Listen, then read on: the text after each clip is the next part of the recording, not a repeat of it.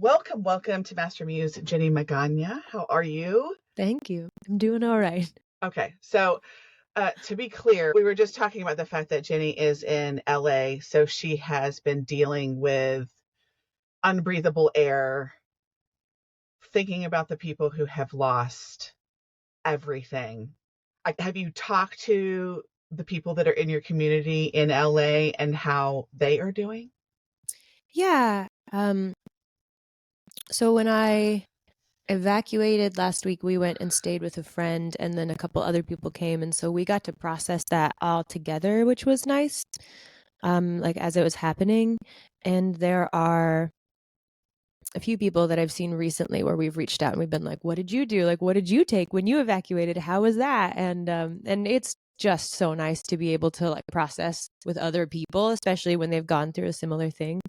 And last night I was talking to a friend who's grown up in LA, and she's got, just like I do, she's got like really big paranoia about the big one. So all of my mental energy is like, what do we do when the earthquake happens? And I was like, fire. What do we do when that happens? I don't know.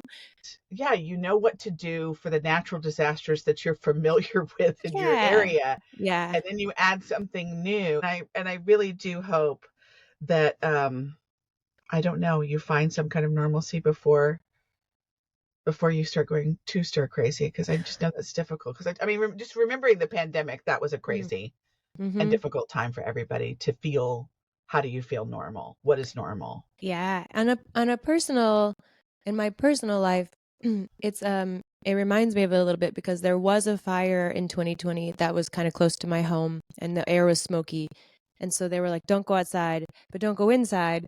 And so it was like masks on forever. No, we didn't go anywhere. And I remember that, and I can get through that. But this is similar to what you were saying, like it just hits in a different way because the Palisades fire is devastating. And I know people have been affected, but it's kind of far from me. And so it's a little bit more abstract. But then, like the Altadena fire, like I know people personally that were very affected. And it's like, oh, it just hits a little bit different when you are, it's not so much a movie, you know. I think we're so desensitized to seeing bad news that it's different when you like see it in real life, kind of.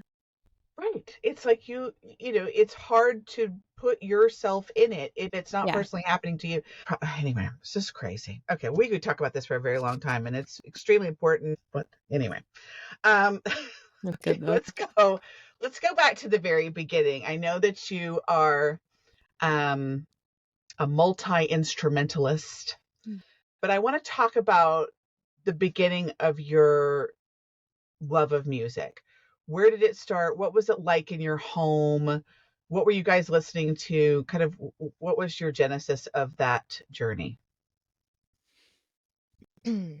Well, I kind of started falling in love with music when I learned that I could make music.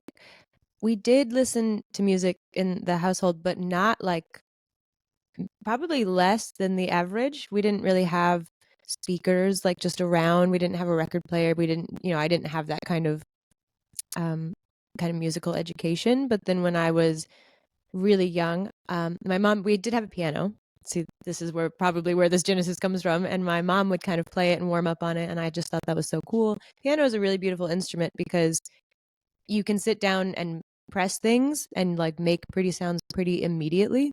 Mm-hmm. Um, and then I discovered that you could sing, so you didn't even need anything. And I was just like, apparently, it's the weirdo kid that just like runs around outside singing at the top of her lungs. and, Love, absolutely love. and What then is it what got, is better and more freeing than that? honestly, I kind of commend my younger self. Like, I wish I could still have that level of just like joy and freedom in some ways, You but can. I'm not going singing in the malls anytime soon. But kids are good at that, and that's commendable. But then it got more formal when I went to school, and they like have music programs, and I was like, oh, I could make this, I could make that. And I think the reason that I play so many instruments really ish is because I that was how I discovered music. And then I was like, oh, look, they're doing it. And then I started getting into listening to music more as a fan, but it really didn't start that way. I mean, when you were a teenager, were you taking lessons at that point, or were you just messing around? Oh no, I was all in. So I've been taking clarinet lessons. When I was like a kid up until I graduated high school and went to college, went to music school, and then in junior high I started playing the upright bass, and so then I started taking lessons. My parents were so supportive, luckily, because that's just like there's a lot of schlepping before I could drive, um and then I bought an upright bass in high school, and then it was like, okay, well, I have to have a car that fits it, and um so I was in all of the band programs. I was like the biggest nerd ever, am, and Love. and then the extracurricular jazz Nerds. band, and then like the lessons, and I started taking piano lessons too when I was even younger because there was somebody. This is a random story, but my family owned a fruit stand, which was just off of a freeway, just in the country between Bakersfield and LA, and there was nothing around except fields and one church, and the pastor's wife played piano, and so that's when I started taking lessons. Was from her. We gave her fruit as payment. It was really nice. That. Yeah, What was her name? What her Anita, last? Okay, thank you, Anita, for Anita taking fruit for Prevost. piano I know. lessons because I love that. It was really, and I have that piano for they upgraded their piano at that church, and they were like, "Do you want this?" Um, and I'm looking at it right now. Oh my God, I love Yeah, that. very Okay, sentimental. so I haven't talked to anybody yet who was playing multiple instruments or learning multiple instruments at the same time. I took piano as a kid. Mm. I've never really tried another instrument. That is one of the things I'd like to do on this podcast is just take me places and just show you what it would be like to, to take a clarinet lesson, to take a Yeah, lesson learning how to play the oboe. I'm really stuck on the oboe. I really want to try that. oboe's Um, so cool. I, I'm just saying. I thought. So I've never interviewed somebody who was doing multiple instruments at a time. Is that hard to manage, or were you just so interested that it just felt glorious? You know, I think that most instruments, especially when because you can categorize them in like keys, woodwinds, or strings, brass. They all have so many similarities that it's kind of like conceptually once you get one, you can kind of it's not hard. You could do Okay, you sound like my mother who does all it. the Martha Stewart crafting stuff. She's like, Heather, it's really not difficult. It's so easy. You could do it. I'm like, Mom, you literally enjoy. No, mother. And, But the whatever she is. I baked mhm. a cake and she did it this, or there was this lace pattern that she used this thing. And it just took it's like, and it takes me, it's 10 times as long. It's true, but you can still do it. And I think the key Yeah. is like I'm not like amazing at everything that I've ever picked up, but you Still, know. I tried the guitar. Number one, I have crazy long fingernails, so that's not, That's tough. one hand is conducive and one Yeah. isn't. And so, like, I do it sometimes with my nails off because my roommate plays the guitar. And Mm. I'm like, I just, how hard do I have to push? I don't know. And Yeah. I do really want to talk to you about the playing the bass guitar because I sing bass. I mean, I'm a soprano, but I sing the bass line. Yeah, I get it. I sing high bass. Like, but I sing the bass line and I find myself doing that. And so when I go to pick out something on the piano, I'm pulling out the bass line sometimes first just to figure out where to run my kind of chord structure in my right hand. And so I'm like, I wonder if I would be able to play that easier than I would be able to play the guitar because that's what I hear. Does that Mm. make sense? Mhm. Yeah. Okay, so I should try it. I mean, I definitely think so. And I do think it's easier than playing guitar. There's like a learning curve for guitar, and bass is just it's bigger and there are less strings and Yeah. it's different, but it sounds like you kind of already gravitate toward that. So, I had a friend that let me try her husband was a bass player and I tried it one time and he taught me a little riff from some song that I can't fun. remember right now. And I was like, oh dear God. Oh, this is amazing.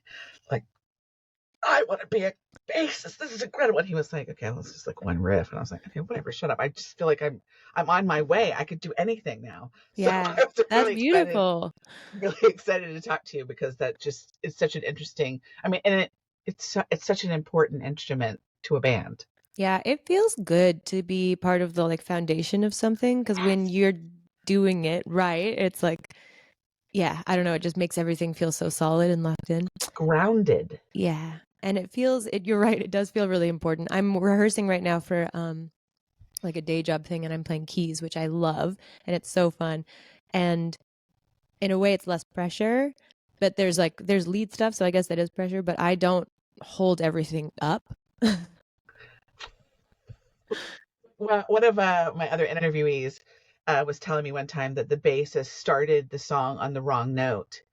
And she sat there for a second, was like, I was like, okay. And he was like, there, do you want us to stop? She was like, no, I guess I'll find it. And anyway, and then he slid into whatever the appropriate note. And then she was like really confused. And I was like, yeah, those bassists are holding it all. I mean, the rhythm is super important for the drummer has got to have that Mm, right, or everybody is going to be off.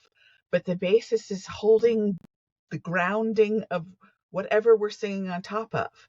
yeah, and I'm like you probably gathered already kind of into the theory and stuff, and a chord could be differently named just by the bass note. F sharp minor, A6. Just me. Love it. I just love it. I find it so incredibly fascinating. Okay, so You should you're play doing bass. all the things in middle school and high school. You're part of all the band things. At Yeah. that point, what are you hoping to do in the future? I mean, did you have a future goal at that point, or you're just loving life? So, they make you write those essays in school of like 5-year plan, 10-year plan, like where do you see yourself? And I was always like, I don't know if I'm gonna succeed because I knew that I wanted to play music in some capacity forever. Um, but that doesn't really narrow a lot of things down, and it's also a really competitive industry, especially depending on what you get into. So all of my essays were like maybe happy, maybe sad. I'm unsure, but but I Maybe life think will be complete destruction. I don't know. yeah, I was like also like angsty teenager vibes, but Right. I think the only reason I went into continuing to pursue music in a professional capacity is because I couldn't think of anything that I wanted to do more. I think if I Yes. thought of something else, I would have done it because it's like a little bit maybe more stable. But What did your parents do? like career wise, Yeah. um, my parents both worked at the post office, and that's where they met. And Love then it. my mom quit to have children, and then she started volunteering in our classrooms because she was like, I want to see what you're doing. And then It's a she just stayed PTA on mom. as an aide, and then she became like an elementary school librarian, and until she Oh, recently retired. Yeah, it's real cute. She loved that job. lovely. I know, she's precious. Librarians. They're special people. I don't like to be shushed, but outside of the shushing, Yeah, fair. I was a noisy kid, if you can imagine. Okay, so you ended up going to Berklee, and I really have some questions about that. This is one of, if not the music school to go to. You went to Boston. You grew up in California. Yeah. So there was an auditioning process, I'm assuming, to Um, get into Berklee? well, there is now, but actually, weirdly, I think maybe the year that I applied was the last year where you had to audition once you got there, but I mean, I was like 17, so I don't really remember this accurately, but I kind of feel like they were like, well, if you pay us, you can come here. And if you're bad, you'll just like not do well. Okay. I mean, okay. There's a lot of different ways that we can look at that, but I mean, I want a shot. That's kind Yeah. of how I would feel about it. I want a shot. Like, who knows how good I could be? I feel that way about music in general. Had my parents had more money, or I don't know. had I pushed a little bit more to do more with music, I don't know what I would have ended up doing. Mm-hmm. I started writing when I was like 11 and Mm-hmm. didn't know I was writing. Mm-hmm. Like I was writing instrumental piano music at 11. My mother was like, "What are you doing?" I was like, "It sounds right." Yeah, like that goes. And she was like, "What does that, like what does that mean?" Yeah, it goes where? Right. Like I don't, yes, that sounds fine, but I don't know what you're doing. What is that you're playing? What is that you're playing? I'm Mm-hmm. like, I don't know. And so I think that had I had a little more opportunity, who knows what I would have ended up doing. Or if I had known Yeah. like what a music producer was or an audio engineer or, because I don't know that I really thought that I could perform. Um, Yeah.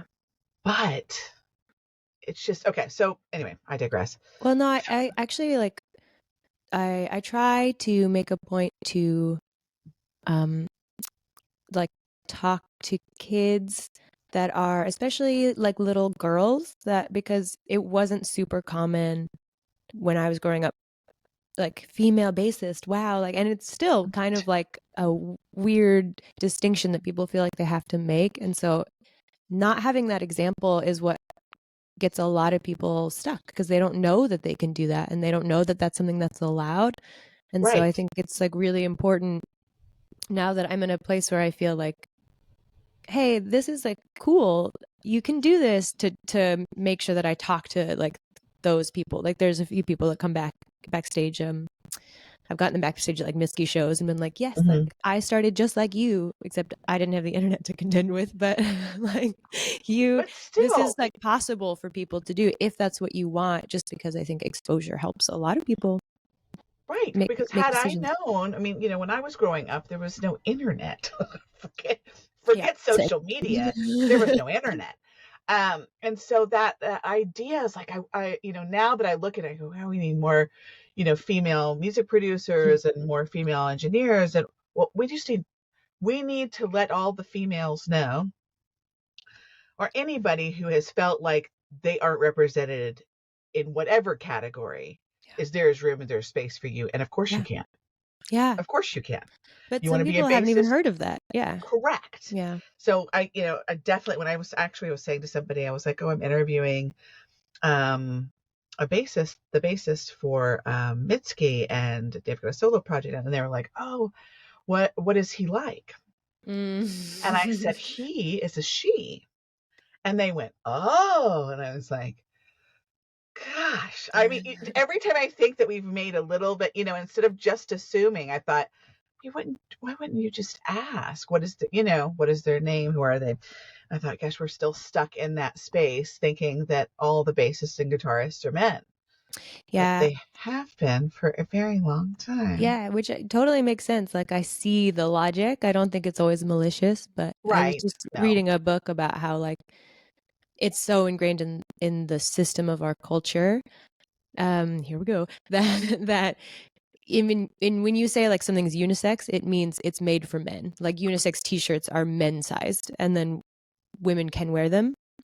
I just changed my bike seat because a unisex bike seat was like hurting me. And I think that it's not, our default is like, oh yeah, he plays bass. And Right. It's unfortunate, but I am hoping that the more musicians that I talk to, that you can see, not only can you be a bassist, but you can also be a musician in so many different ways, doing all different kinds of music. mm, it, you're unlimited as far as that goes. Which I've got, again, I said that the other day, and I was like, and I hear Defying Gravity, and I want to start singing it, and I don't have that kind of vocal range, so I won't start singing that. But okay, so you get into Berklee, you move from California to Boston. Did you feel a community that was different than the community that you had with all of the people that were in bands and in school for middle school and high school? Did that feel different? yeah, it was a crazy culture shock. Because I kind of existed in I guess two distinct worlds in Bakersfield. I was like doing classical music, um, And I also was like writing songs and playing in rock bands and stuff. And so when I went to Berklee, it's primarily, I mean, it's shifting a lot now, but at the time I went there, it was like we're a jazz school. And I had played some jazz, but I really didn't know anything. And so I was really confused for a little bit, and like they didn't know where to put me because I could read really well, but I couldn't solo at all, and I had no like groove. And but and that was helpful, and I learned a lot. But then I started finding like pockets of community at Berklee. They had like classical ensemble that actually was like a groovy based string ensemble, and I got into bluegrass, and I started playing with songwriters, which is what ended me, I think, here in the end. So within my first semester, I found some songwriters that I admired, and I started playing upright with them and singing backgrounds and stuff. Begin to imagine going to school for music. I mean, I think about it, and it sounds like this incredible utopia really that fun. I can only begin to imagine. Now, for those that don't understand music as well as you do, when you talk about being able to come in there, like they didn't know where to place you, you were a good reader of music, but for you to improvise on your instrument, that was not something that you had practiced or done a lot. Yeah, not. Yeah, no. And so, for people that go, okay, well, what's the difference? And also, how did you get past that? Would be a question, because there's plenty of people out there that play music that you set them anything that you set down in front of them, a piece of music, and they go, got it, play it, do it, great. They're so good at that, Yeah. and they would like to get better at being able to improvise and just what I have called for my entire life, because it's all that I do, is just play around. I'm just playing. Yeah. That's all I know how to do. And I just sit and I go, oh, I like that. Oh, that's whatever. But how did you work on that ability and get better at it? To be totally transparent, I'm still not the best at improvising. I just went back this last year and I taught a bass camp at Berklee. And all of those kids were like, I want to learn how to improvise. Like, I want to get better at that. And I was like, okay. And so we spent so much time doing it. And it was just like, it was cool because I can give you like direct feedback because we talked about it so much, but also like it doesn't come up a lot as a professional bassist. So it's not like you're like, just do whatever you want now. Yeah, just go right ahead. Yeah. Especially like 5 minutes. The kind of music that I tend to gravitate towards and play, that's not really it. But it was so inspiring to see those kids jamming with each other, because once we got past the barrier of like, you have to let go the idea that you have to sound perfect, then they started like, it was like so pure because they hadn't gone through so many years of school to like be like, oh, my scales, like I need, thirds and fifths and stuff. And so they were just having conversations like through music. And I did this thing with them that somebody taught me my first semester at Berklee, which was like, if you hit a wrong note, like stay there and repeat it and make it a motif. And it's going to sound like cool, but don't panic and don't like, no, this isn't correct. Like just see where you're going. Another trick that I still use if I have to do something is like make up words and then repeat those, because it kind of reminds me that I need to be making a theme. And I love food, so a lot of it is like, I want mac and cheese, and like, it is delicious mac and cheese, because that'll just like help me keep staying in the not like getting panicked about where the chords are going. Right. And to be totally honest, like a lot of improvising is just if you have your scales down, if you know your instrument like the back of your hand, then it's like, that's much easier. But I never really did that super well. Practicing scales is not, is it anybody's favorite thing? Some maybe, but not me. I do think some people really enjoy it. I talked to a guitarist, his name is Rob Torres, and he talked about, when he got into guitar, he was just doing it like 18 hours a day, 45 minutes, every hour. And I was like, who has time to do that?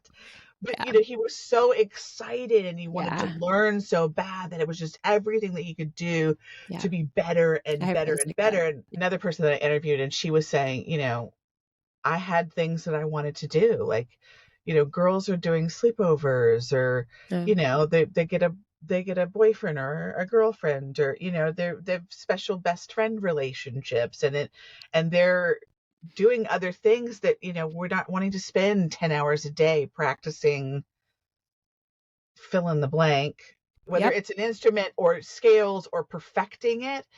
And so sometimes I think that it's a little harder to make yourself do the thing that isn't just fun. Yeah. I mean, that makes total sense. I think for some people that is fun. I went to school with this guy, James. Um, he's got a project called San Gabriel. It's really fun and awesome, but he was practicing banjo in his room and like the kitchen caught fire and he didn't know. He was just like, like That's what I'm he, saying. he was There's like so a into it. focus that Yeah. is like, these kids that can sit, like my son, can sit and play video games for hours on end. Then he realizes, like, oh, it's 6 o'clock in the morning. I'm Flow state, baby. like, at no point were you thinking,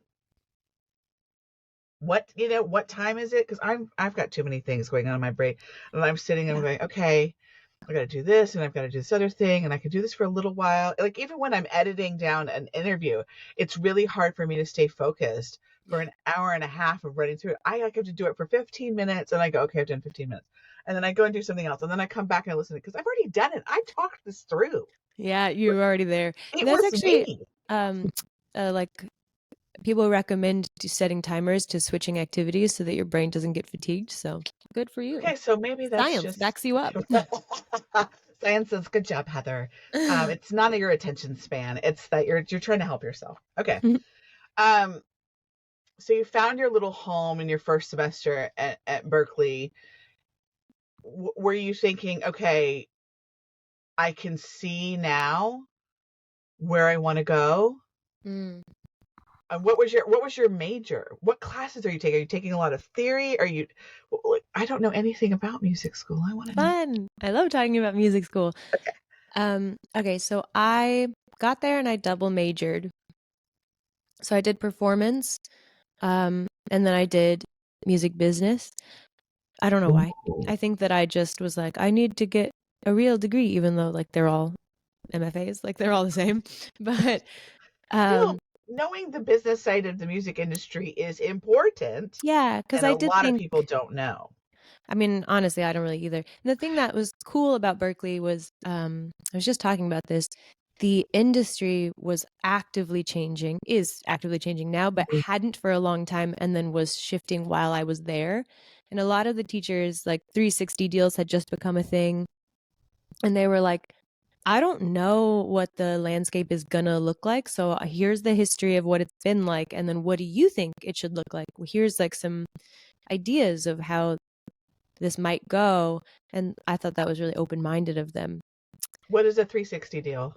Oh gosh, I don't remember. But basically, record labels aren't even still really like helpful And they're not anymore. they're not really doing anything anymore. Yeah, but at the Because of time, social media, that's completely changed. And the streaming. They're just like, hey, yeah, get out there and get yourself an audience. yeah, yeah. Let us know So when you're done. when I was about to go to school, it was like the only way anything could happen was Right. through this. And then they were not making money. And so they were basically giving you money to support not just making the record, but touring and stuff. But then they were recouping money back from all aspects of your, because they, I mean, they were like, we don't want just money from this. We want money from everything. So that I don't know because I haven't been keeping up if they're still doing stuff like that because that is just not an area that I'm interested in at the moment. I mean, everything that I have looked into is that, you could get signed by a record label, that could happen, and then go continue on TikTok and Instagram and X and Yeah. Threads and wherever else, and continue to build your audience and let me know how it goes. I've seen a lot of instances where an artist has blown up on TikTok, and so they've gotten signed by a big label. And big labels kind of like famously soulless, like they're just looking for money, you know. And then they've made their whole record and they're so excited, and then the label is like, this isn't going to work, and just shelves it, and they can't, the record label owns it, so they can't release Can't do it, and anything. it's just like their career has stalled and they're stuck in this contract, and it's like it's tough and heartbreaking for them because It is. they're I like think something like excited, that you know. happened to JoJo. Oh, I mean, maybe, I don't know. Yeah, I think that she was stuck there for a while and just recently is Yeah. released. I don't know if she just didn't want to make what they wanted her to make or whatever the situation was, but she's just recently, and she's going to start making music again. I loved her way Yeah. back in the day. You know, I will say, like, not every record label is bad. I feel like I'm like coming on here and bashing, but No, I don't think it's bashing. I think that, we have to be aware that big corporations are after money and making money, and that's how they keep their upper management. I don't care what we say about it. I don't mean it to be mean. I want our artists to understand that, thankfully, and we're in a weird spot, but thankfully you don't have to get the record label to sign you in order for you to be able to put music out. You yeah, can find a way to do that in your own house, in your own room, in the space that I'm in right here. I could figure out how to put a song out on Spotify. there's yeah, a there's a way for us to do that, and I think that's fantastic. Now, how we will get it going in the right direction where artists are getting paid what they deserve, and the people that are participating in the songs, whether they're session musicians or they're audio engineers, and making sure that everybody's getting paid fairly. I don't know how we're going to get to that, but we're going to have to. And everything is completely different than it used to be, because the only way for that the record labels are making money is through the tours and the merch. yeah, And these poor kids are like, "Ugh, where's the millions of dollars? Where is it? Like, it's not coming to them." yeah. And And they but there's a spent different way to millions do of it. dollars, you know, like Yeah, going to school, getting the recording gear, getting it mixed and mastered, which is like such a special skill. Maybe paying for PR. It's it's a lot, but it's doable in a way that it wasn't 10 years ago. right. I just feel like we don't even know yet what Yeah. is coming on the horizon of how this is ultimately going to work out. And I feel like, one of the reasons why I like this format, the podcast format, is that I'm not really interested in talking to somebody for 3 minutes about their latest song. I will, I mean, I want to talk about your music, but I'm really more interested in you as an artist in Mm, general, as a human being, as the person that's making music for me to live and breathe in, because I feel like it's just as amazing as someone who draws a picture that you stare at for a long time, but mm, even more powerful because it's words and feelings that you can take into your body as energy. yeah. And it's so necessary. Like, for this thing that's happening in LA, is there been any music that you've been listening to being stuck in the house bored? You know, I'm in such a weird position right now because I'm learning songs for a tour that I'm about to go work Oh, on. So I've just been listening to that like nonstop. But it what's your is, process when you're doing that? Like, do you give yourself a certain amount of time to learn them? oh yeah, I have anxiety, so I do as much as possible. But like I will just live. This is why I can only play for artists that I like, because I will listen to their music ad nauseum for like as long as possible in between, you know, whatever is next is the thing that I'll be paying attention to. And so I will absorb it fully. And if I don't like it, like that's not going to be good.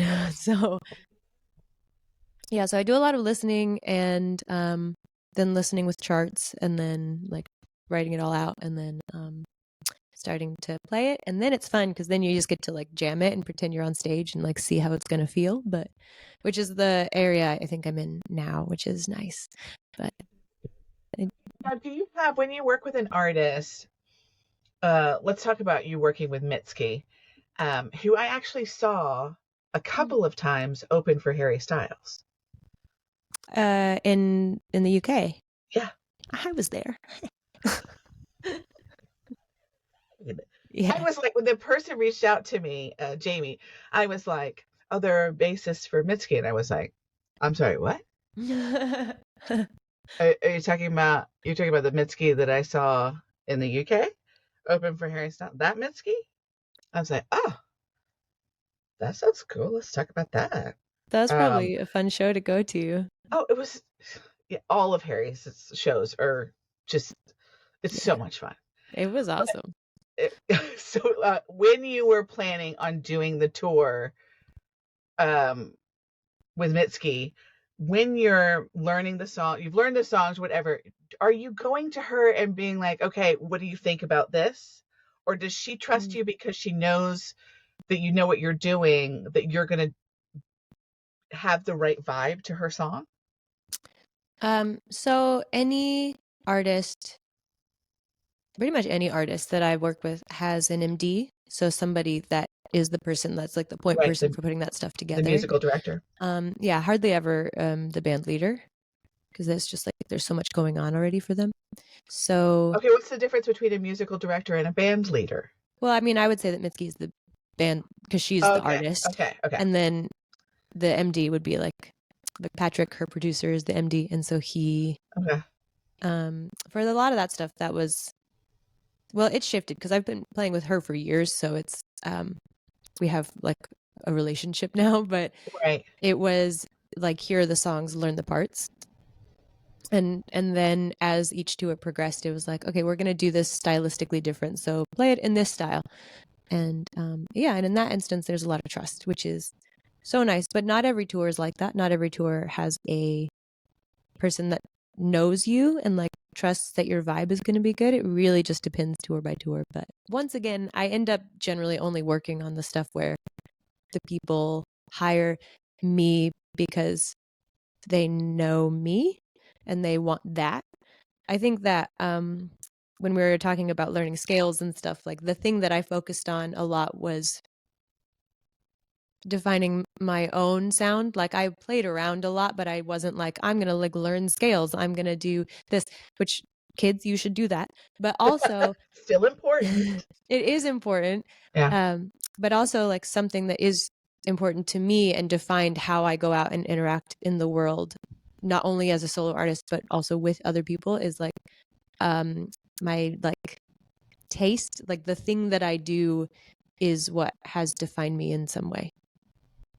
And how long do you think it took you to find your own personal style? I think I'm still finding it personally. Oh, I I don't even love know that. what it No, I is. like that. We want that because I mean, don't we always want to be ever evolving? And if Yeah. you go, oh yeah, I got it, and I'm going to do this for the next 40 years, like, oh, Yeah. for Yeah. heaven's sakes, like that's boring. I want to be Yeah. learning something new. I want to be developing, growing, and figuring out. Okay, well, that was the sound that I felt in 2015. But in 2020, Mm. I was feeling this and whatever else, and it had to change, or this was happening, so it did change. I mean, there should be an evolution. Yeah. And obviously like for a backing musician, you can be talented in like a lot of different genres. It just so happens that like stuff like I was a fan of Mitski before I started playing. Like that's the kind of music I like, so I already exist in that world. Like I was like, I'm ready. Put me in, coach.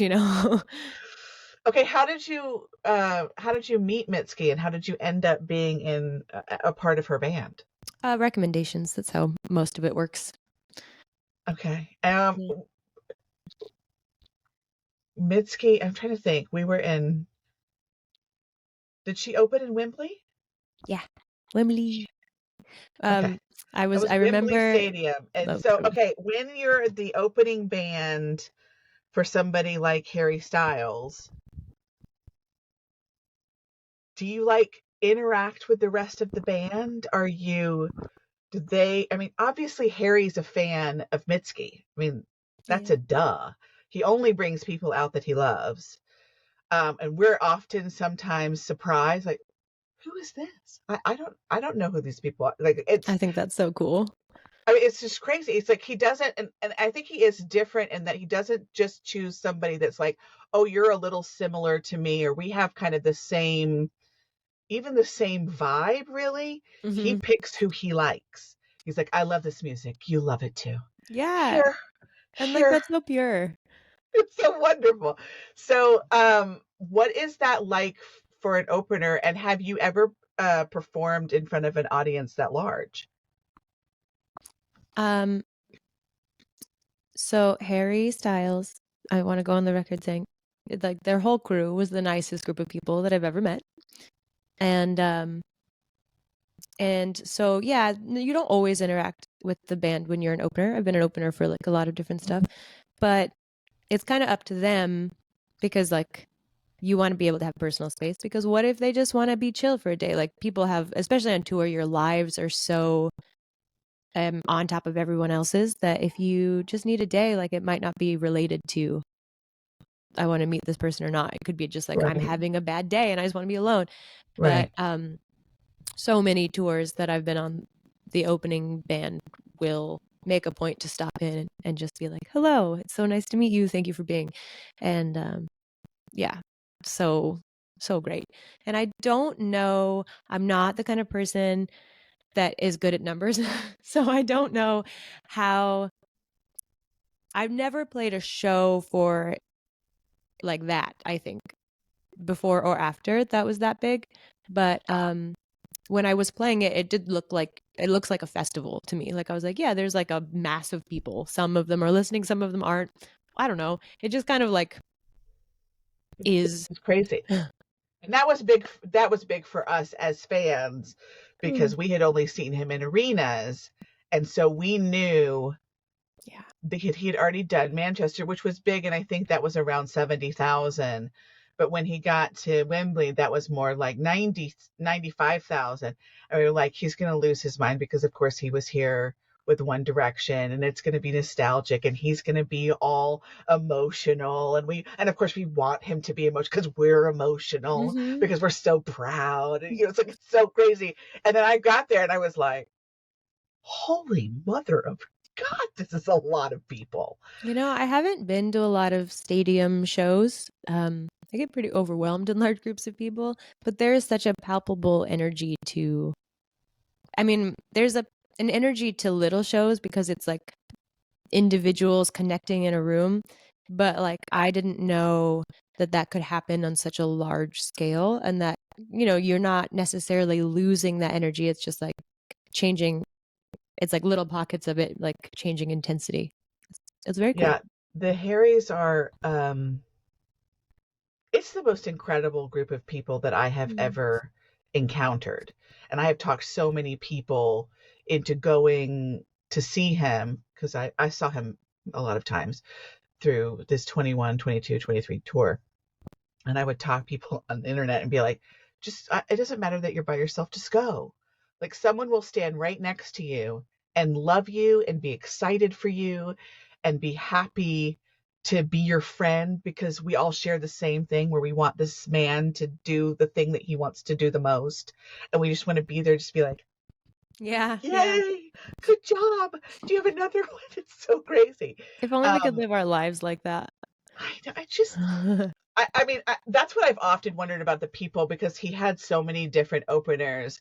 Like, did y'all experience just what you just said, like being in the room with us and feel that our our little love bubble of energy, even though there was, we've done it at 15,000 and we've done it at 90,000, but there's just this hum of love.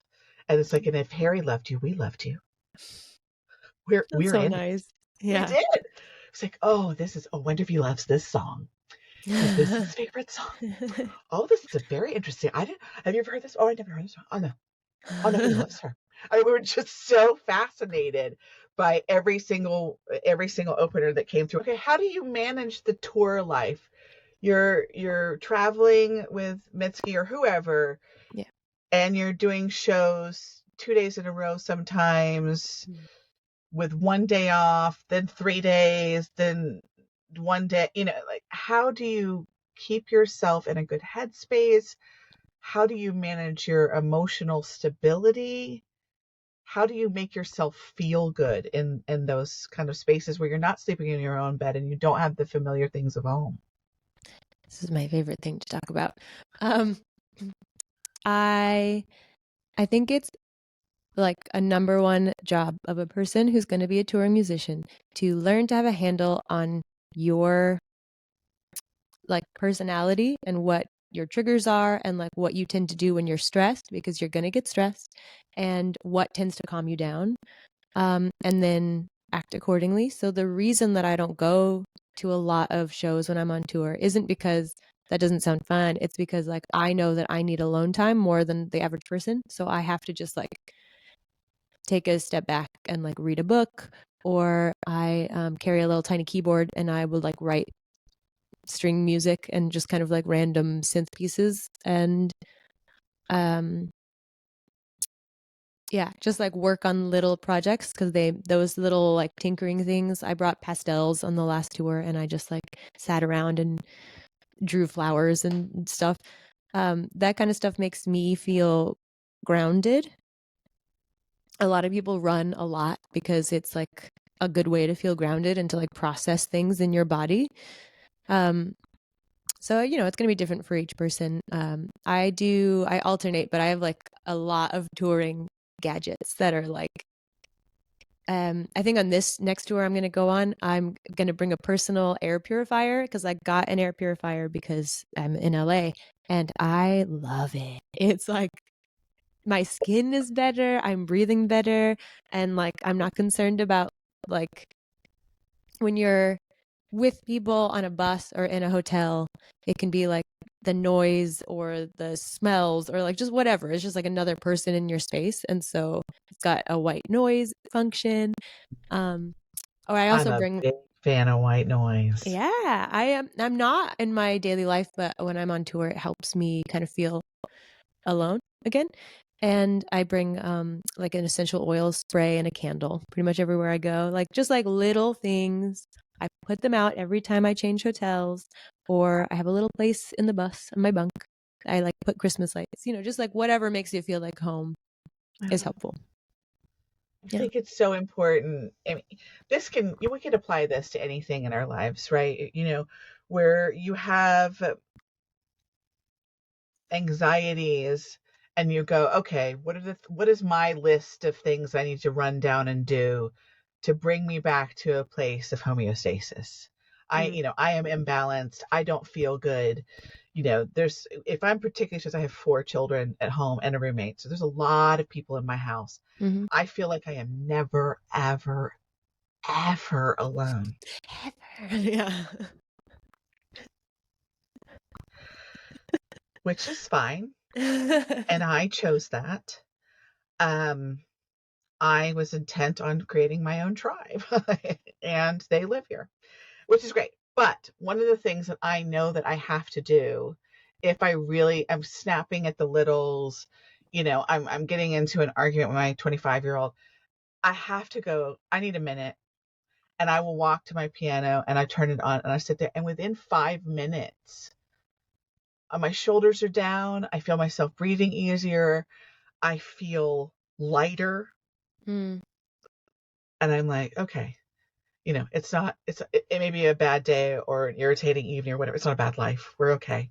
The piano That's still nice. works. It's like, I'm okay. But I have to know those things about myself. And I do think that, one of my number one concerns for the music industry, outside of them being paid fairly, which is extremely important, but right adjacent to that is mental health.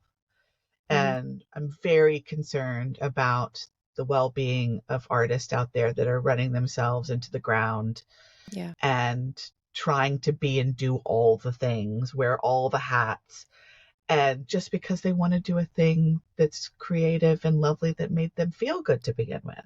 Yeah. And you know, there's this myth out there, I think maybe capitalism is perpetuating, that's like, oh, if you do something you love, like, you know, it'll never work a day in your life, so you can work Right, every day. And I a lot of people do, and a lot of people do have like a higher tolerance for working really long hours and making it their whole lives, but also like nope, it's still work, and you still right, can be compensated fairly, and you still deserve time off, and you still are right, going to a job, and like don't buy into that. Everyone needs a break. right. Yeah. And just because it's a thing that you love doesn't mean that if you don't do it 7 days a week, 24 hours a day, 365, that you're not still pursuing it. Now, when you started getting hired for your skill set, did you feel, I mean, you had to have felt validated for what you know how to do. I mean, that had to have felt good. But was that your original goal, or did that develop into this? I am not sure that I had a clear goal. I may have, and maybe was a little too afraid to admit it to myself or something, but I just knew the general shape. I knew that I wanted to play music as much as possible in different genres. I wanted to record. I thought it would be cool to tour. And yeah, I didn't really know what else or how else that was going to look. So that was really scary at times because it was like, I don't know what jobs are out there for that kind of stuff. Um, But but it also left the door open. knowing the general shape of what I wanted was helpful because it was easy to say yes. Because when I started out, like, it was so fun, but it wasn't ideal conditions. Like, I didn't make a living immediately. I sacrificed a lot, but it was like, well, this is what I want. So that's clearly the choice over this like other thing that makes more money, but is just like not Life fun or sucking. related to my dream. Right. So it was helpful in that way. And I still don't really know what I'm doing. Honestly, there's like, I talk about this a lot with my husband because he's on a similar career path, I guess. And it's just that when you do something where you're carving out your path in like a line of trees, it's very easy to feel like you're lost because you are the one carving the path. Mm-hmm. And it's not like a well-trodden road, or anything, but that's kind of the joy of it too, is like we both love hiking in nature. So it's like, yeah, I want to be, this is the path where I chose it because it looks the most appealing to me. And Right. so you just kind of have to remember that. But yeah, it also just, you never really feel like, hey, I did it. I made it.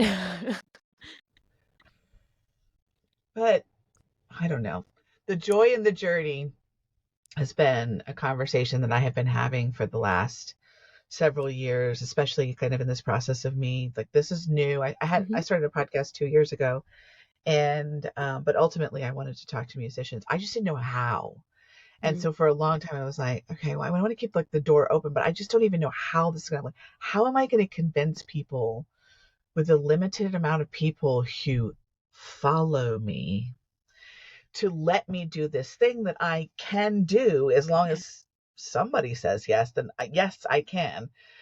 So it's like finding the joy in the journey, even though you don't know Yeah. where you'll end up landing, but it also leaves the door open to like a wild ride. Yeah. And that's a lot of how I feel with my solo project because I don't have like, I work in music and that is a dream and I'm so excited. And also I do this thing and I don't have a massive following, but I have met people that it's made a difference in their lives. And I do know, like, I look at the Spotify thing and I'm like, somebody in this country is listening to me and I don't know who it is, but it's awesome. And it's like, it's so gratifying. I maybe you'll agree with this because it's like, it's something that I love. And any person who loves it also is therefore like kindred spirit. Like, I'm like, wow. Yeah. Like there's a string that this invisible string that ties us together. We had a moment together. We're like, yeah, and it's just such a lovely feeling. Okay, I know we haven't even gotten to your projects, and we've talked about you as a musician and what you've been doing as a session musician, but you have your debut EP was Golden Tongue. Then you put out Teeth last year Mm-hmm. and Dreams most recently. Um, Tell me about what made you decide to do your own projects, how that felt. Fun. Okay. I mentioned that I started playing with songwriters when I was at Right. Berklee. So I was around a lot of people that I just really respected how they did the craft. I hadn't really thought about it too much before. I had written songs in high school, but I don't know what I was, I was like, whatever. And something was just like, I've always written stuff in a very similar way, and I've always picked up something and tried to make music. Was my first intro into loving music. So it was kind of a natural step for me to also want to include that. And I met one of my best friends at Berklee who wanted to be a songwriter. And so we did it together at school. And he taught me how to play guitar because I really didn't know what I was doing. And that was awesome and really fun. And something that's really hard for, I think, a lot of people is there's a point where you start taking it seriously because you love it, but that puts so much pressure on it has to be amazing. And I feel like I luckily got kind of under that radar because I was also pursuing other stuff. I moved to New York and I was trying to tour and I was working at a recording studio and like trying to figure out my life. And I had this other thing, and we were young enough to where people were just like, yeah, I'll participate and I'll play. And I think that period of that journey was me learning self-confidence, because you do kind of have to have it if you're going to be a front man.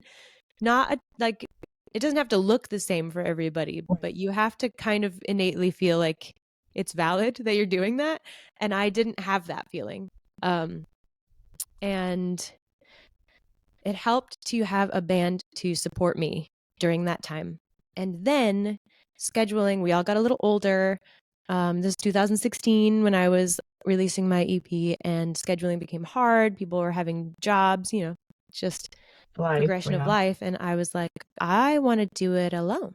I don't want to have to depend on other people to have rehearsal or to book a show. I want to be, but I didn't think I was interesting enough to do it alone. And I know a lot of people who play in bands feel that way, which is the only reason I bring it up, because like it's okay.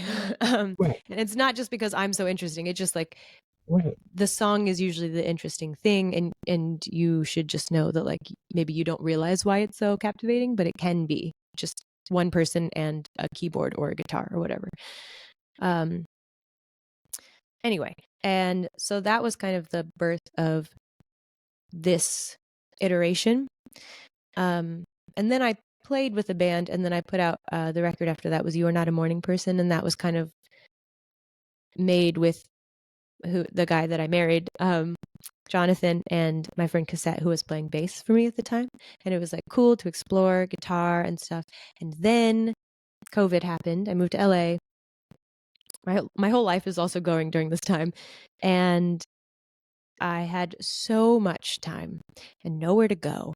And I realized so much about myself in the process of like playing on Teeth on most of these records now, like subsequently. All of them, I guess. I played almost everything, and my husband lives with me, obviously. We're married, and so that helped, and he played drums for a lot of it. But it was cool to explore. Like, I'm very often hired as an instrumentalist in a group, so I have a role, and that's like what I focus on. Like, I'm keys, I'm synth, I'm filling the middle. This is like my job. I'm playing these lead lines or whatever.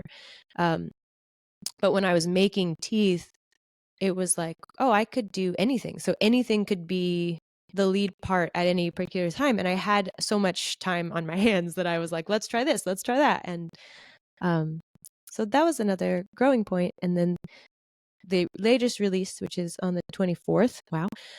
The fire has really distracted me from like life. I was like, that's soon. Is a kind of the culmination of that like experimental time, because those were all written around the same time, and I was experimenting with like learning more about synths and recording, and I recorded a lot of it myself as well. And then the first batch, my husband's an engineer, and he came in and was like, this is not good. He plays the drums and he's an engineer and he's also sometimes like, yeah, we can record that in the house. No. Yeah. Perfect. Yeah. And he's mixed the records as well, which is, I know I've said this before. I am like particularly lucky in that I have the skills that match up with the skills that he has well enough to where it's like not an overwhelming challenge to record music. And that's still such a barrier for a lot of people. And I think if it was less of a barrier, there would be more people out there Right. I doing mean, that. my roommate and I talk about it all of the time. I was like, we have to meet some people. Somebody has got to help us because I have ideas. I mean, I was like, Yeah. if I had the right people, I know that I could, and that's what we talk about all the time. So yes, you are incredibly Yeah. blessed, but But I I think love that that. limitations are also what people do with their limitations is like sometimes the thing that grows them into what they Mhm. didn't know they were going to be. And one of the tracks that's most popular on Teeth, I recorded into my mom's old tape machine, like cassette tape thing that like Yes, I'm everybody very had. familiar with those.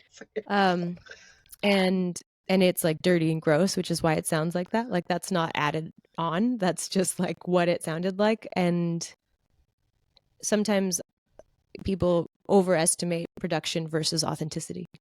Yeah. I mean, I do think that it is extremely important for us to realize that you can't just pick up a book and go, if you do steps 1, 2, and 3, you will then be a musician. Boop. Yeah. Yeah, totally. So there's a gazillion different ways to do it, which is why I love these conversations. Would you say the best thing is about doing your solo project as opposed to being a session musician where you come in? I mean, I feel like there's a part of being you're the bassist for Mitski's band when you go on tour. You know that's your role. You know the songs, or you've learned the songs. You've done that. She's comfortable with you. You're comfortable with the band. You know everybody. You go and do that. There's got to be something about that is not only comforting, but also not as stressful as probably putting all of your vulnerability out in an album. But there is a different kind of freedom. So what do you enjoy the most about each, and what was your biggest challenges for each of those roles? Hmm. I think you're totally right. You're onto something with it is more vulnerable to put yourself out there so rawly and be like, this is what I dreamed up. This is what I have so much respect for anybody that I play for because it's like they had to take that initiative. There's so much more work that goes into that. And so something that I really enjoy when I'm just doing keys or bass or something for somebody is like, I don't have to do that work. I don't have to worry about any of that. I my job is to play their music how they want it to be played. It's like kind of a service industry in a way. Um, Mm-hmm. and I get to reap the benefits of like their songs because I only play for people that I'm a fan of. So it's like it's amazing. But I don't get the same kind of it's a different kind of satisfaction than creating something from the ground up and having it resonate with someone, which is what I'm assuming they're experiencing at Right. these shows. Um, so I think it's different and it makes it like a much fuller experience. Like I'm so happy that I can do both.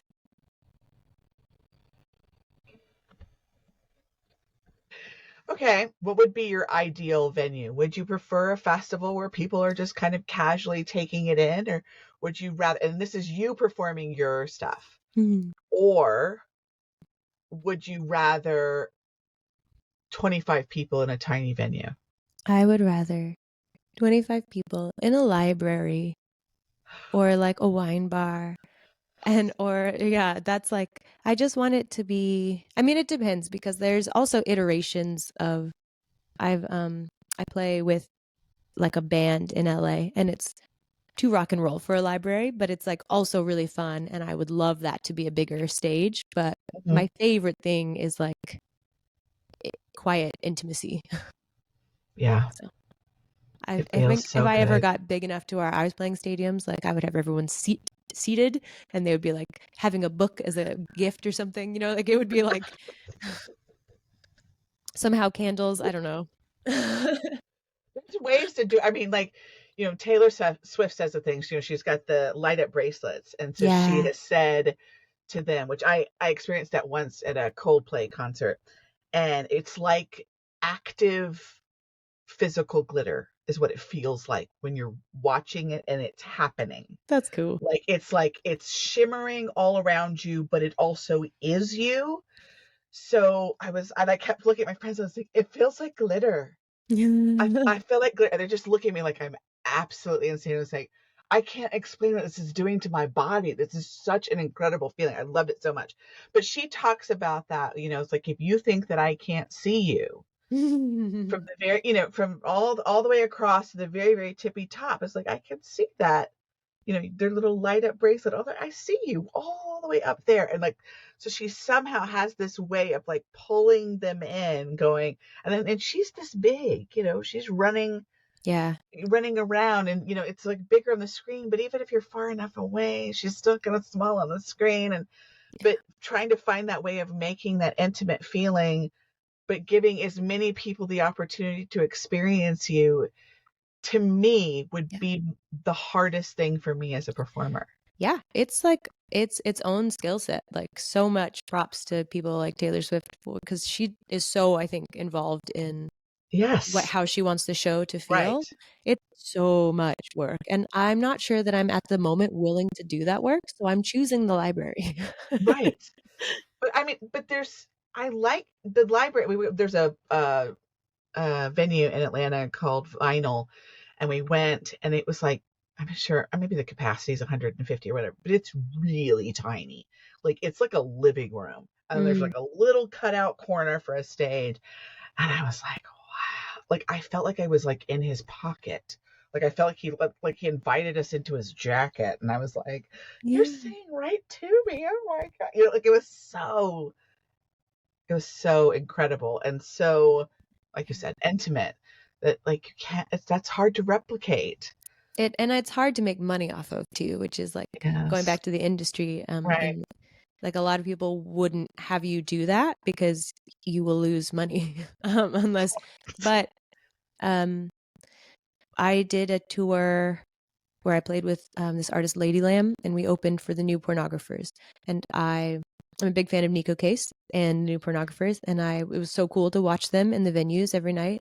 And then in October, I did a little solo tour, and I played for this festival called O Positive, upstate New York, and she was the headliner, and she played in a church, and it was like a big church, but it was not that big of a church. It was like this like little place upstate, and um it was different. It was like everybody in there, because it was unfortunate because not everyone could go, so there was a line outside, but everybody that was in there was fully present, and you could see each person individually. So I could look up at the other pews and see like everyone was just like, oh, and it sounded so cool because it's such a cool, beautiful building. And yeah, it's just, they're both good but different. Art and nature, I mean, I don't want to universe live is in a art, world I without guess. it. I um don't. yeah. I'm sorry, I have talked a lot. No. Um, I was just gonna say that buying merch, if you love an artist, is a great way to support the artist, because for the most part, most of that goes to the artist, whereas like right. ticket sales might not. Right. That's how I learned that. I researched, and I was like, okay, how are they getting their money? I was like, you have to buy the merch, Yeah. and you have to buy the physical vinyls. If I don't care if you leave it in the plastic, you have to. And every single show that we go to, I was like, we have to get the merch. Yeah. I hope they have something. We have to get the merch. If we love them, we have to get the merch. And that's kind of that's what we live by. Those are our rules as fans when we go, is we Yeah. know that that's what's really supporting the artist, to hopefully cover all the cost of you being in this baby venue and singing directly to our souls. So Yeah. yes, buy the merch, Yeah. buy the album, stream it everywhere you can. I mean, I don't know if that's going to give them that many quarters, but do it anyway. Yeah. Share it with as many people as you can. Mm-hmm. If you have social media, if you're loving a song, like, even if you can't, I don't really like the way Spotify shares, because it doesn't let you hear the music I do think that's when you're weird. and do it. So I take screenshots of your thing, Mm-hmm. and then I'll take it over there and I put the link, and then I find the music in, wherever I'm posting it, because I want you to hear it and be able to get it and see it. Yeah. So Does it sometimes feel like Spotify is not on the artist's side? I'm like, what are you doing? Because when I click it over, I want you to give me all their beautiful graphics, give me their 5-second video, and then give me the music on top of it so that I can put that in my stories and and then I'll add a link, and then they can click it and go listen to the whole thing. Nice. These are the things that we must be doing. Yeah. If you take away nothing else, anyone who's listening, like buy the merch. Yes. Share the Buy songs. the merch. Yeah. Buy the merch and share the songs, because you share a song, it's not just for you. I know you want to think that. They all want to think that. They all want to think that you wrote the song for them. She did. She did write the song for you, but there could be one other person that needs that song, that 3 months later, 6 months later, a year down the road, and you don't know that they need it. So they find out when you post it on your story or you share it on the Facebook, bless your heart, wherever it is. It really matters. But yeah, I did. And I'm sorry, Harry, if that hurt your feelings about the merch. I'm starting to stress out about it. Other people do much better. Anyway, we're such a large artist. I just wish that it was better. But I have it all. And I will continue to buy it until I'm 100. I will never stop supporting him because I love him and he's a wonderful human. Did you get to meet him when you were touring over there? And I was not going to ask it, and when I'll cut even me asking this out. But okay, so he did come to meet the band. I was at catering because I love food. But I did, like, he did acknowledge me. He like came to our sound check once again, very nice, and like pointed and waved at everybody. And there's this legendary in art circles like moment at the last show we played where we played and then we were like standing there while everyone was packing up. My friend Emily and I were together. We're in a band called Pen Pin, and he looks at us, but he's wearing a mask, and he waves and we wave, and then he says something, but we can't hear him, and he's wearing a mask, and then we're like, huh? And then he like does it again, and we'll never know. I'll never know what he said. Harrystyles told me that I was magical and a unicorn. We've just always just made up, like, he was like, run away with me right now, and we're like, so I don't know if that counts, but when me and my friends would do the same exact, we make up things that he says to us now, and we've never met him. This is still like one day in the future when I'm interviewing him, but of course we'll be in person because that only makes sense at that point. Surely I'll be doing all of them in person. And all the conversations that we will have, the fake conversations, whatever. I'm manifesting the shit out of all kinds of people and talking to them. And I'm highly delulu. And you actually stood in front of him. And so he said something. We don't know what it was, but it was good. It was, you're great. You were awesome. You're the best. I thank you. And you probably should have lunch with me. And then you're like, those no. things would be great. Yeah. Maybe I turned him down. Yeah. You're like, no. And he was like, you sure you don't want to have lunch? And you're like, no. And then he went and played a show. And that was it. He goes back and he's like, so I was just out there talking to Jeni and what was her name? Emily? Yeah. So I was talking to Jeni and Emily, and I asked them to go to lunch with me, and they looked at me like I was crazy. And I thought, well, maybe they didn't hear me because I was wearing my little baby little rainbow mask. And so I said it again, and they completely turned me down. Have they not had a good time on this tour? So sad. And that is just proof that you can never know another person's experience. You don't know. Maybe walked up to you and was like, who are you and why are you back here? Yeah. Go away. I don't know. We don't know. It was something wonderful. We know that it was something wonderful. Yeah. Okay, sorry. I couldn't stop thinking about it. And I was like, God, I have to ask. I'm a horrible person if I don't ask. For all of the Harrys in the world that are waiting for me to interview anybody that has ever stood in his presence. Lord have mercy. Okay. The EP that's coming out on the 20th, was it still just a lot of self-discovery? Did it have a storyline that you were doing, or was it just the things that you were feeling at the time? So the way that all of the songs came together, because it was like all in one rush, was like chaos. So it was everything that ever I felt or done, or every like method of writing. And then when they were curated, that kind of was where the story came from. So for Teeth, I had actually somebody else curate the album tracks because I was too close to it. It was too hard to make that kind of statement with so many demos, and I didn't know which ones were done, and it was just a lot. So that was really helpful. And I feel like that's like the big opening statement. It's like it's change, it's exploration. I released it in the spring. It was like it was my opus. I don't know, but then the other subsequent releases that I kind of put under the same umbrella, because they were around the same time frame and they came from the same batch, were easier for me to pick out because they had a message already. So for the Dreams, it's like it's kind of the ambient version of that exploration. So not there's no lyrics, there's like dreams, there's like words and talking, and there's sounds, but it's not meant to be listened to like a songwriter album. Yeah, when I listened to Dreams, I was super confused at first because I was like, this is not what I listened to before. And then I was like, I went to the next one and I was like, Yeah. did I listen? I was Did I kind of listen worried to it? about that. And I went back and I was like, I feel like I listened. Did I listen to the? And then I went back and I was like, I don't know. This is just something different. Okay, I'm with you. Yeah.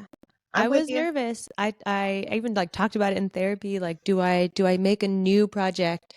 But I kind of ultimately was like, well, this is just like who I am and what I'm interested in, and it's just like way I, too much work to try to separate that. But and yeah, I that also, was I no, kind of wondered. I also think, like what we have said, if that's what you want to make, there is an audience member for that, Yeah. Yeah. and not making it and not putting that out there. I mean, even if it's, and I'm not saying that it's only going to be one person because I'm sure it hasn't, but I'm just saying, even if it was one person, Mm-hmm. I'm of the opinion that even if one person listens to 5 minutes of a conversation that we are having, and when this episode comes out, and they go, "Oh, I never thought about that before. Mm. I'll apply that to something, whatever," or Yeah. they listen to your meditation-y dream sequence things with all the sounds, and they go, oh wow, this is so unique and so different. I've never heard anything like that. Can I make the thing that feels unique and different to me? Yeah. Jeni gave me permission to do that. That would be such like my whole um I guess like outward facing how I want to interact with the world is just convince people that like it's okay. You don't have to be perfect. You can try a thing. And maybe you're bad at it and that's okay. If you're having fun, maybe you can get better at it, or like maybe that's just the level at which you do things, like I'm not I'm not good at drawing, but I do it all the time. And that is fun and that's okay. So yeah, and also just like did you know that this is available to you as something that you can do? But anyway, so yeah, so I put it out anyway. And I think that when you look, I was nervous about the moment of release, that people would be like, what is this? But I think when you look back at the discography, like the journey will become clear. And so that's just like, well, you just got to do it. But then this one is the flip side of that. So it is lyric focused, and it's a winter album. Um, it's like in my this is just how I think of things. So These yeah, trio of releases is like circular. So Teeth was like change and forward movement and motion and exploration. Dreams was like fall, and it was relaxing and kind of like introspection and slowing down. And this is like a moment before change. So we're going before spring, and it's like when a person is taking stock of their life in different vignettes and being like, something needs to change, like not making any change yet, but just realizing like what is and isn't working for me and what I will have to do next in the spring. And then we go back to teeth, and then it circles, because that's just like what life is like. For Yes. me, it's just been a series of Yes. being like, oh, this isn't working now. Okay. And then trying something else, and then that's great. And then no, it's not working. And then like just like continuously doing that. Yes, that the evolution of us. It's like I've said recently to friends. I was like, listen, I'm in a phase in my life that if you are not evolving, I don't know how this is going to work, because it's really all I'm interested in right now Mm, is the evolution of self, the evolution of my life. How what did I learn from last year? What did I learn yesterday? What am I hoping to discover in the future? Like, I'm just constantly kind of reaching out, trying to make sense of, not, you know, not that it's a destination, not that I'm going to get up one day and be like, okay, got it. I mean, that's not going to happen. And I'm trying to every day get a little more okay with that, mm, that feeling that sometimes I am going to feel like, God, I have so many things that I want to change or do. And then other times I'll feel like, God, I'm really enjoying the space that I'm sitting in right now. It just feels fine. And I'm going to allow myself to just kind of rest here. And that's okay. And that's also evolving, realizing that rest is okay. yeah. That you don't have to be like, I'm not saying I need to be on a forward march every minute of the day. It's like realizing, okay, like I got here, like, okay, let me take a breath. Let me take a minute. Mm-hmm. So I love that. That's And usually I, what January is for me. It's like, it's not Christmas, it's not spring. There's nothing like to mark it as exceptional, but people like do New Year's resolutions, and my birthday is this month, and it's like it's forward moving, but it's more like planting the seeds that will then be sown later. It's like it's a rest for me, I think, for a lot of people probably because it's cold. yeah, and I think a lot of people put a lot of pressure on themselves for it to be this big transitional time. And it's like, listen, just like open yourself to the year. Okay, well, let's get into, I have a series of questions that I like to ask Okay, let's do it. at the end of the interview. I say it every time that I call them my rapid fire. They are neither rapid nor fire. Oh, okay. They are slow and easy to answer. What would be your ideal vacation? And that could be a place you go or things that you do or both. um I love variety, so that's actually not an easy question, but but They're not all easy. It's just you answer them at your leisure. okay. But I think that if I was going to just pick like a general thing, I love camping. So I am Like hoping to do more hardcore of that. camping or like camping with a bathroom. I love all camping. And Okay. so the variety could be in that. I try to go backpacking once a year, and then I just try to do whatever I can with anybody that wants to for the rest of the time. And so and I like that it gives me variety because that's what I like. But sometimes that means like, yeah, we go out into the town and we get pizza, and we're just happen to be sleeping in a tent. My mom just got like a Sprinter van. So she and I have been camping, and she sleeps in the Sprinter, and then we like glamp. I sleep in a tent, and then I go and make breakfast in her fancy van. Um, That's awesome. it's I've really done the fun. hardcore camping and I would like to upgrade and do some glamping in the future. It's I've slept nice. on the ground and peed in the woods and Yeah. I'm tired. I definitely I don't camp because I love that. I just happen to love camping enough to participate in that, you know? But I'm always looking for ways to backpacking is tough because I want to be more comfortable, but being more comfortable sometimes means carrying more, which means being less comfortable for many hours of the It day. So does that's like a indeed. middle ground. And also I don't I try not to spend a ton of money. And so it's just like you could go overboard with that stuff. So we just kind of make do with what we have. Last year, my husband's inflatable sleeping pad deflated, and we couldn't fix it. So it was not his best trip. So we're maybe thinking no more air. Yeah, maybe foam. Yeah. It's hard. Okay. Yeah. Your most favorite concert you've ever attended and one that you would like to attend. These are not easy questions. Sorry, Most leisurely answer. favorite concert that I've ever attended. Yeah. So you're going to knock some people down, hurt their feelings.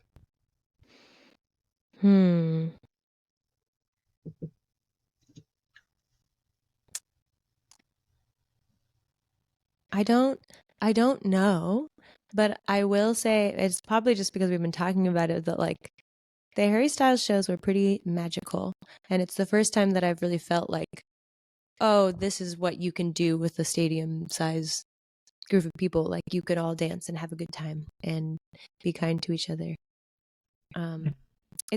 It's oh, you know what? Also, though, the first time that I saw this all related to me playing because that's just like how I've been functioning in the world for several years. But the first time I've ever been to Red Rocks in Colorado, I saw Death Cab, and I love Death Cab, and we opened for them. And then we sat out under the stars, and it was a perfect night. And they played like every song that I've ever felt any big emotional, like I've got like I've broken up to Death Cab, I've gotten together to Death Cab. You know, it was just like I was with my friends that I barely ever see. It was starry, and they sounded amazing. And I had just played Red Rocks for the first time in my life, and that was pretty good.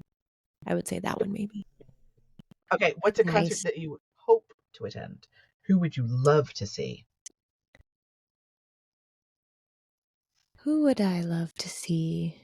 Man, I've been so lucky. I've seen so many people that I wanted to see. I also saw the Taylor Swift Eras tour. That was cool. Oh, lucky that was very magical as well. Those are my top 3. I'm answering 3 favorite shows. Okay, I can give you that. Yeah, make my own rules. It's just like I got it. I don't want to do that. Okay, overrated and underrated holidays. What is the most to you, according to you? What is a holiday that is overrated and one that is underrated? Okay, well, I'm just gonna say it. It's fine. Thanksgiving. I don't really get it. I don't eat meat, Okay. and it seems like we're celebrating a weird holiday. Yeah. And I love eating with friends, and Right. I do support anytime you get together and like value your community, your friendship, your family. But Right. Yeah, we never Yeah. really. I don't really get it, and that's okay. I think it's important for all things to realize that like there are so many complications, nuances, and multitudes like in everything that we do. And I think that a lot of people have turned Thanksgiving into a beautiful holiday. Right. It's very traditions based for a lot of people, and I don't have a lot of traditions, and so I don't get it. Like I'm just like, huh? And so Did you guys do how were holidays done in your household when you were growing up? So we did have some traditions. My dad died when I was in high school, and that kind of like rocked my world. And we didn't do things after like in a normal way. And then I went to college, and then I lived far away, so I couldn't go home all the time. So I think it's like a me problem, the Thanksgiving thing. It's not like a world, like you eat your turkey. I don't have those, and I don't eat turkey. A weird holiday for me. Everything about this is making me uncomfortable. You do it, but I will see you at Black Friday. I'm about that life. No. But the holiday that I love, and this is Yes, also a me underrated. thing, this is Yes. not the world, is Halloween, because I would go when I was in college and I couldn't afford to fly home for Thanksgiving. I could go home for Halloween because it's around the same time. We could do whatever we wanted, and I like the prices were reasonable. And so for me, that's like a family holiday because I think of like just better travel rates.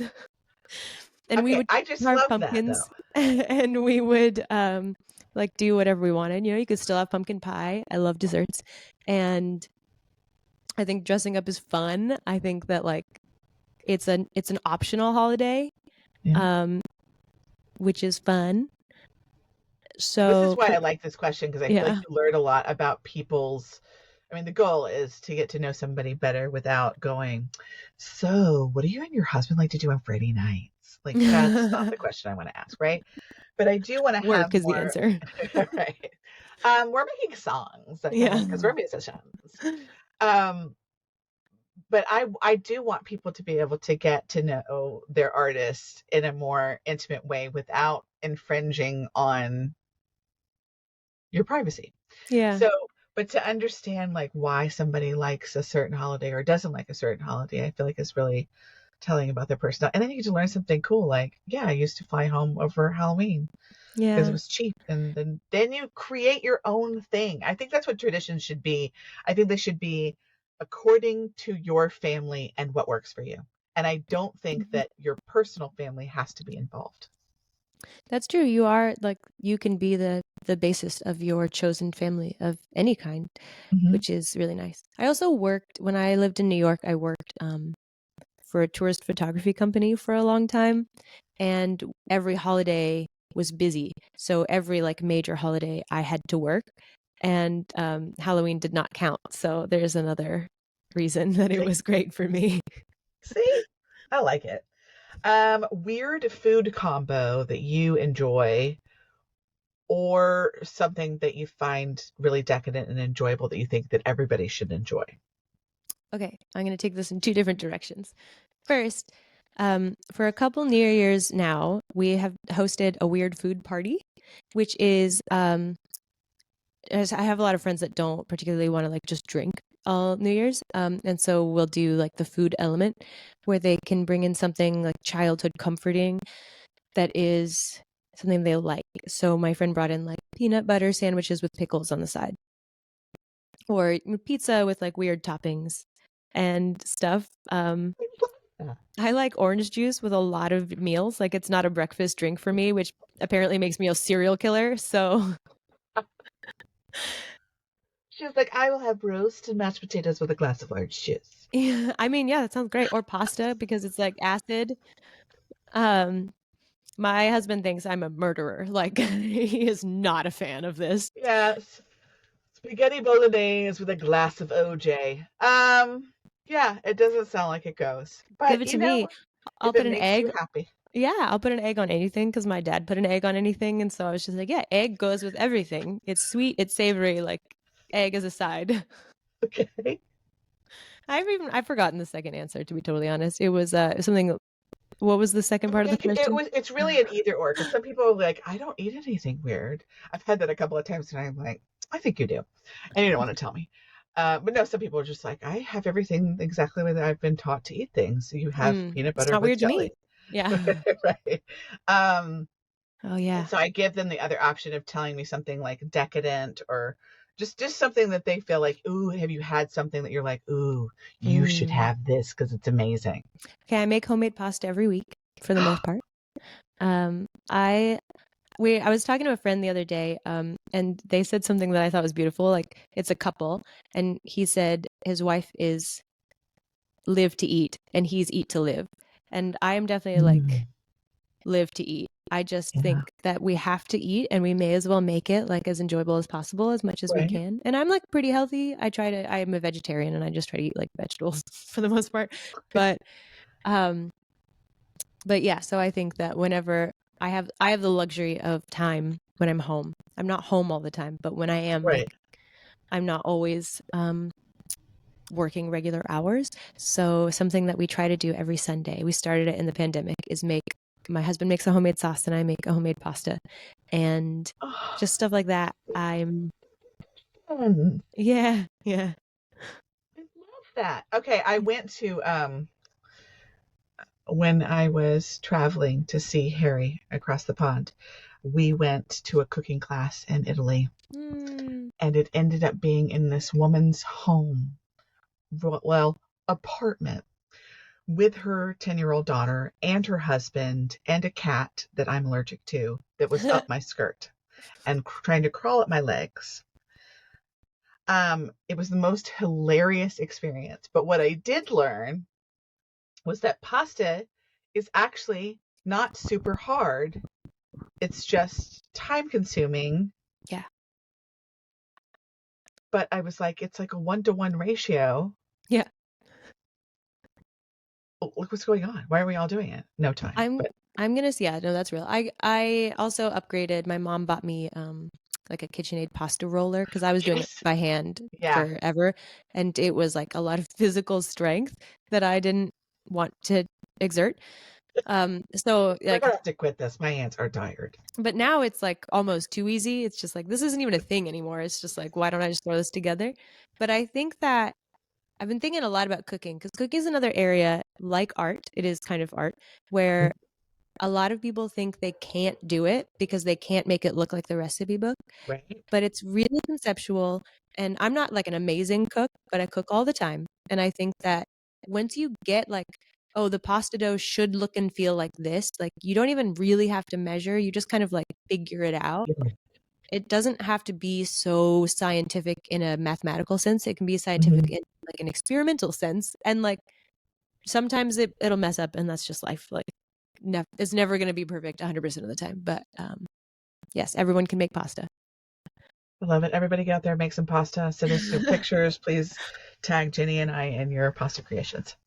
That would be so delightful. Can you imagine? Yeah, Like that sounds suddenly the great. episode comes out, we're all getting like we're getting tagged, and it's like, please stream the music as well and buy some merch. What are you doing? Pasta Okay. merch. Yeah, buy some merch, please. Okay. If you could go back and relive one day without changing anything, what day would that be? These are hard questions. I thought they were going to be easy because they're called rapid fire. Misleading. It's not at all what it is. I was like, okay, yeah, like what's my name? Got it. Color blue. Green. I have a hard time with looking back and thinking of reliving things, because like I know that I've had days that are so perfect and euphoric that in the moment I've just been like, oh my God, like I want to remember that forever. But when I look back across the span of my life, like I remember Glastonbury, I remember that it was really fun and awesome, but I don't have, like, I'm so focused on what's happening today that I have a really hard time. So the only thing I can think of is my wedding, because it was perfect. And I did not expect it to be perfect, because a lot of times weddings aren't, but it was just like everything magically worked out. Like everyone was early, which is like my dream. And I mean, it wasn't perfect. Like a bunch of people got trapped in an elevator, and like those people would probably not tell you that it was a perfect day. But for me, who did not get trapped in the elevator, it was magical. And maybe I would do that, and I wouldn't change a thing. I like that. Personality pet peeve. Okay, I don't know yet, but I do. My favorite question to ask people when I'm traveling is, what is your pet peeve? Because I think they're hilarious. I think pet peeves are, by their very nature, like funny, because it's like, it's not always a problem with the world. It's more just like showing how this person is insane. And I love that. You can see though then why I like this question. Yeah, totally. And so I have a really hard time when people ask me, because I've picked up like everybody else's pet peeves because I've asked it so many times. And so I like see, like I have a friend that was like, when you walk side by side on a sidewalk, that annoys them. Or when people clap at the end of movies, or when planes land, like, but now whenever I have these things happen, I'm like, oh. And somebody, no joke, it was a chef. I asked them what their pet peeve was. I didn't know them. And she just looked at me and was like, oh, inefficient zesting. And I was like, and I do that, but I still think about it every time. I'm like, ugh. So I don't know, all of them, really. Generally speaking, like sometimes people answer with something like serious, like Oh, whoops. like don't be a dick, like like that's like Oh, one of that's their real. things. Yeah, that's a good one. Right, like that really bugs me when people are jackasses. I'm like, okay, I get that, but and then sometimes it's something else, like you said. Like to me, pet peeves are like my kids, one of their pet peeves with me is that I belch frequently because I drink Coke Zero all the time, and I don't let it forcefully happen. I like to kind of gingerly release the gas that is in my stomach. So I kind of moan, they say. This is what they say.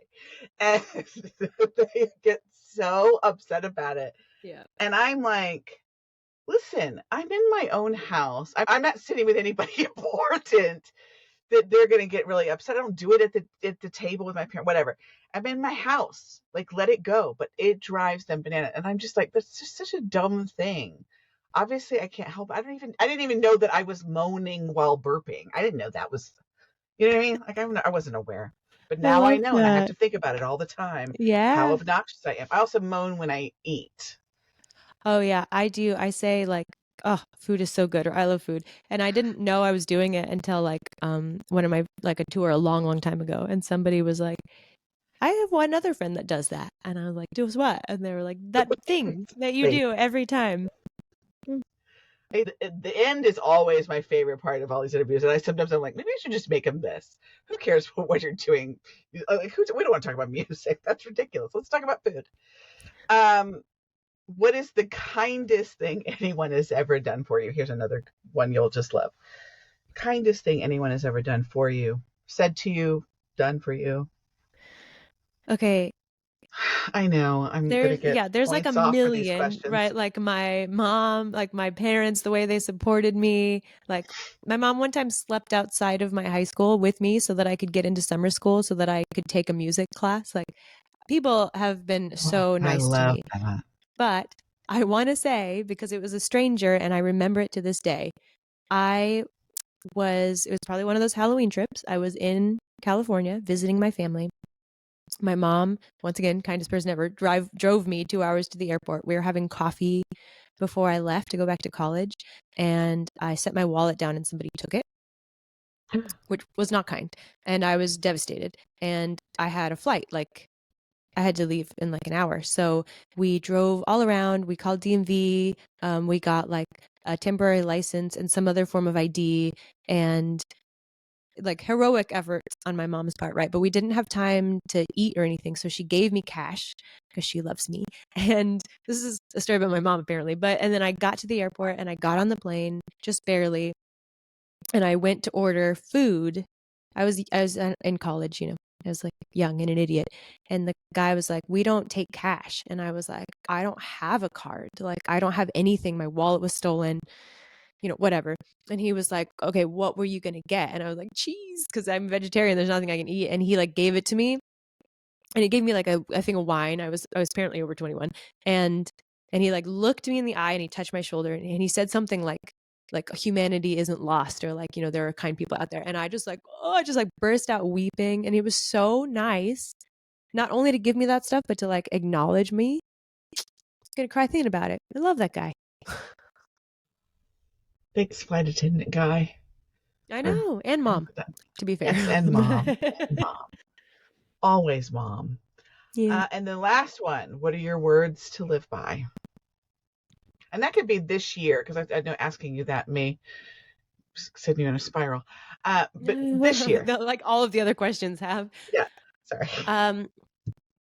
No, I think in general, um, my words to live by for myself and hopefully other people, because I think it's great, is just like follow your interests regardless of how good you think you are at them. Great, great advice. I think it We takes a lot literally of talked about that pressure today. off. Yeah, really. She was like, my roommate and I were in the car, and she was saying, I think about doing my music, and I know I'm kind of hypercritical of people and listening to their voice, and did I, do I like the production of the song, and do I like, and she's like, I don't have to like the genre, but like if they're, if it's not whatever, it's just, I feel like I'm hypercritical, and how can I put music out knowing how critical I am, because what if it's not good? I was like, well, it's not going to be perfect. I was like, I don't know how many times I'm going to ask this on behalf of you in every interview I do. Do you have to be perfect? No. Are you going to be nervous? Yes. Do you have to just do it? Yes. I said, they all say the same thing. So we may have to get into 700 episodes for you to realize that you just have to start and do it. And it doesn't matter if it's good to you, as long as it's authentically you. Yeah. and something that you want to do. I just, she's so talented. I Oh, try really hard to get that's so her nice. to You know, do, I but she will at some point. I grew up in a time, we talked about this a little bit, that I feel like was really lucky because there wasn't internet. And Yeah. I did all of my initial songwriting and putting stuff out in a place where it wasn't going to be commemorated, really. Like I put stuff on MySpace, and maybe it's out there in the world, but like it wasn't that big of a deal. So I could Mhm. be vulnerable in like a space where people would forget about it 10 years later, or I like wouldn't have to talk to those people, and then it would just like poof, be gone. And I think I want to give your roommate some credit because it's way harder now. Like there's a good chance that no people will see it at first because the internet is vast, but it is like you are potentially putting your very first efforts, which you know are never going to be your best. Like the first thing you do is probably not going to be the last or the only or the best thing that you do, Right. into this space where like people that you don't know might judge you based off of this one thing and never listen to you again. And I get that that's really scary. And I don't know how people do that now, but I do know that it gets easier every time. So So like, I was saying something to somebody recently. I was like, I realized that I am one of 8 million podcasts. yeah, That seems like a ridiculous venture for me to start. It yeah, seems like a thing that, like, why would you want to be one of 8 million people doing a thing? Well, I don't know what to say, except I am delusional enough to believe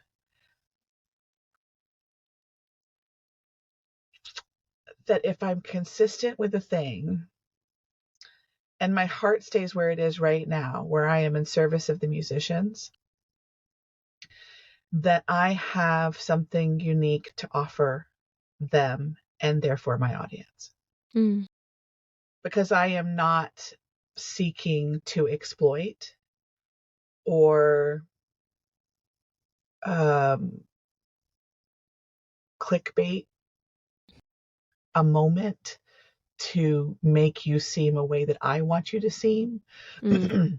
I want people to be able to connect with you as a human being who's making art for us that I'm so grateful that we get to embody Yeah, and that's really have. lovely. Yeah, And so I am just going to keep believing that I'm just going to keep doing it.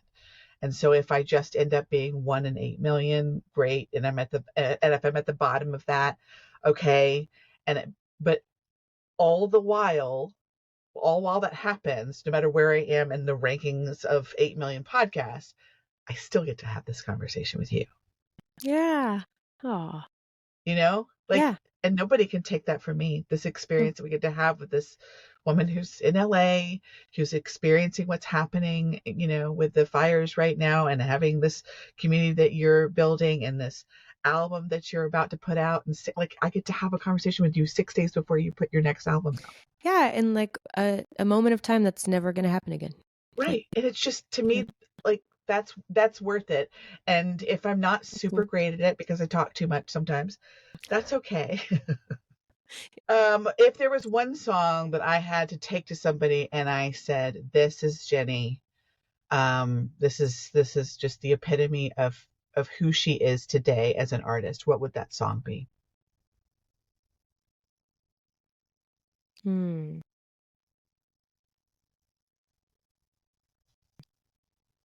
I think I'm going to go with, why can't I think of what it's called? Inches Apart. There's a song that I put out on my first EP, and I think that no matter what my production does or what direction that I'm going to go, the idea of just like I wrote that about like a thing that was happening in my life, like me wanting to move and my husband not wanting to move and not knowing how that was going to go, and so I don't think that everything in my life needs, or in my songwriting needs to be that literal, but the idea of like expressing something just because it's on my heart and it being, that's like simple, as simple as possible, is probably like, yeah. I mean, there's other stuff that I'm obviously doing that's like way different, but I think that is who I want to be at my core. So, Yeah. whew. Did it. Number one, thank you so much for giving me of your time. Time is precious and important, so I really appreciate it. It Same. is always a gift to me to connect with people, and to connect with people that are making music is even more special to me because of the way that music makes me feel. I hope that as you traverse through your musical journey, that you continue to be unafraid to release what makes sense to you and what feels good to you and what is authentic to you, because there are people who need to see people just being that, their true authentic selves, and that you continue to encourage people to see outside of their own box, the box that they grew up in and the space that they did, that we can be whatever it is that we want to be. We can be a bassist in a band, we can have our own solo career, we can do all of the things if that's something that we really want to do, and we shouldn't feel limited by gender, race, you know, our status in the world, whether we grew up with no money at all or all the money in the world, that we can be kind humans. And I hope that you continue to feel connected to your community. And I just thank you so much for being here. God, that was so beautiful. Thank you for saying all of that. Well, I do try. I always want everyone that I ever interview for you to know that I am extremely invested in understanding what you're trying to put into the world. And I That's want it to come amazing. back to you. Like I just everything in me wants it to come back to you. And I think that the more vulnerable that we can be in moments that seem, it's like Brene Brown says, give your vulnerability to those that have earned it. But I think sometimes it's also important to give vulnerability to people that aren't expecting it, because it just makes more space for it. Mm-hmm. We don't get to have as many tender moments as I feel like we need. And I feel like giving me 2 hours of your time is a really tender, special thing that you didn't have to do. And so anyway, I hope that it just goes really, really well for you. Same. Thank you so much. Anyway, I had a lot of fun today. It was really great. 6 days. This probably episode will probably come out towards the end of February. So Cool. we'll be a little bit late on your new, but it'll be out, and I'll make sure that you're linked and all the things in our description. But thank you so much for being here. Thank you so much for having me. This was fun. And set that timer. It's okay to do it every 15 minutes when you're editing this. Remember this. Stop, Heather. Lord have mercy. Yeah. Thank you for sharing your stories. It was so fun. So fun. So great. You were just an incredibly just all the warm, fuzzy feelings. So nice. So nice. It was just so great. Thanks. Thanks so much. I can't wait till I get to do this stuff in person, because if I was in person, I'd be like, I know that like feeling. that. You're like, I don't want to be like Drew Barrymore, and I don't want to be like petting people unless they want to be petted. And I do think she gets permission to pet people, but I'm not looking for that. But I'm just, just to share the physical energy. But it's we'll different. get there. Yeah. Yes. But I felt your warmth from here. I'm on the East Coast. So thank you so much for sharing with our audience. And I hope they really enjoy hearing about your journey. Yeah, my pleasure. More to come. More to come. Yeah, thanks. All right. We'll see you later. Bye. Bye. Have a lovely rest of your week. All right. And Thank time. you. Wait, no, it's Saturday. Week. Next week. Yeah. We're going to do it all over again. I know what day. What today it is. All right. Well, on that note. Bye. Bye.